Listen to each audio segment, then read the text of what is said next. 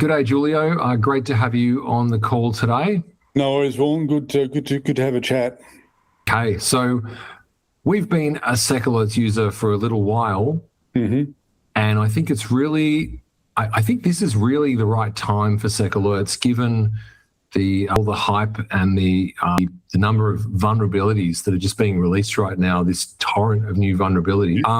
Why don't you tell us a little bit about what SecAlerts does and how it does it?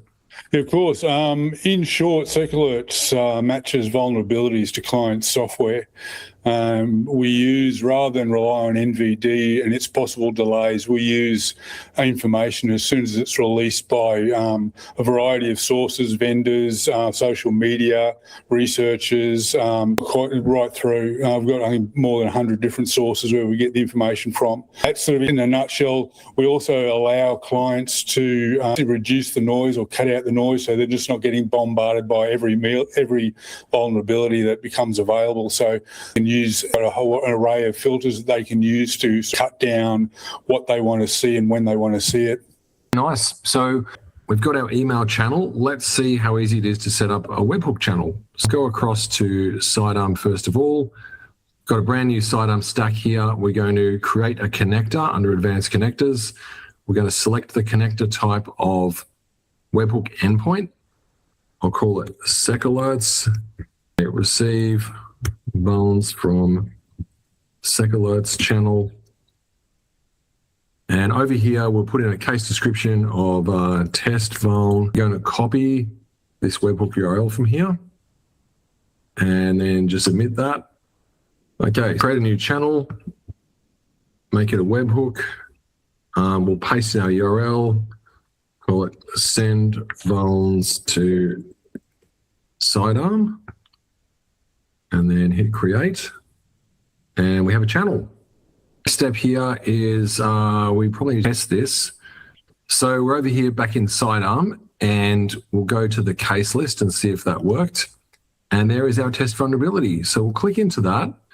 And what do we see? So there's a JSON payload that's been sent through. It seems to have all of the fields. It's formatted as a table. That's what we do with JSON payloads in Cydarm. And as you can see, it's got a fairly innocuous sounding title. What we might want to do is pull out that alert and name field from here. So to do that, I'm going to jump back across to settings, go to my advanced connectors, edit that one. And instead of calling it test vuln, we're going to say SecAlerts and put in a macro data.alert.name. And then when I save that, I now be able to go back to SecAlerts, hit the test button again, go back into Cydarm, and there's our new test alert. As you can see, it's picked up the name of that alert there from that very first alert.name field. That's pretty cool. Brilliant. Yes, from here, what we might want to do, now this could be actually quite a long JSON payload. I've seen some of these and they're huge. Lots of detail. Now we might not necessarily want all of this detail to be displayed in our case thread. To make it easier, what we've got is actually a template. We're going to SecAlerts here, and down here under case notes template, I can actually put in, and I've got one here that I prepared earlier. And so there's a whole lot of Mustache macros, a whole lot here.